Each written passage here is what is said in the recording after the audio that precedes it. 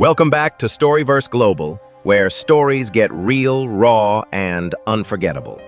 Today, we bring you the rise, the fall, and the stunning comeback of comedian Shane Gillis, a man once canceled by Hollywood, who just lit up the biggest sports award stage in America, the 2025 ESPYs. Was it redemption? Was it rebellion? Let's break it down. Before we get into the ESPY shocker, let's rewind. Who is Shane Gillis? Back in 2019, he was a rising star. Saturday Night Live had just cast him. It was his big break. But that dream ended in 4 days.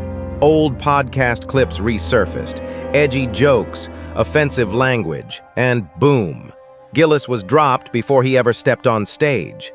Social media exploded. He was labeled everything from racist to reckless. But instead of apologizing to please Hollywood, Shane Gillis took a different road.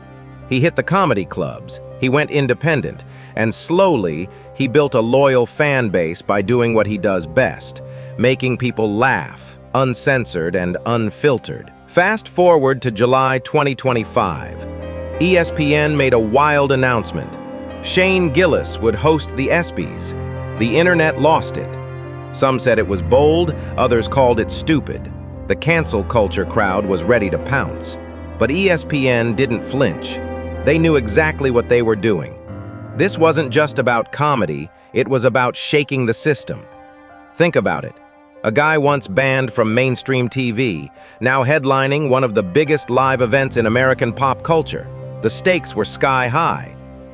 And then, the moment arrived. Shane Gillis walked onto the ESPY stage and delivered one of the boldest comedy monologues in award show history. He opened with a punch. Well, they must have really run out of hosts, huh? The crowd cracked up. Even the athletes, tough, media-trained stars, couldn't stop laughing. Gillis roasted everyone from LeBron James to Conor McGregor. But here's the thing. He didn't punch down. He punched smart. His jokes were edgy but sharp, risky but real. He even joked about his own cancellation. I used to be on TV, then I became a podcast guy, and now, look at me. Hosting the ESPYs, what's next, the White House? But underneath the laughs was something deeper. A message. Shane Gillis wasn't just telling jokes. He was proving a point. People make mistakes, yes. But should one mistake define your entire career?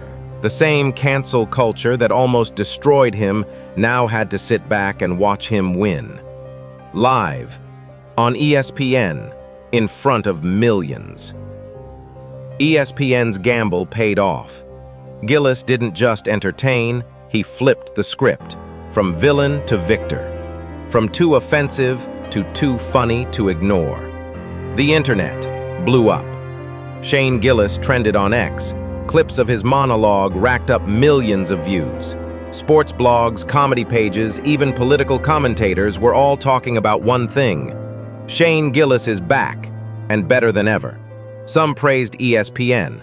Others said it was a dangerous move. But the majority agreed. It was one of the funniest, most authentic ESPYs in years.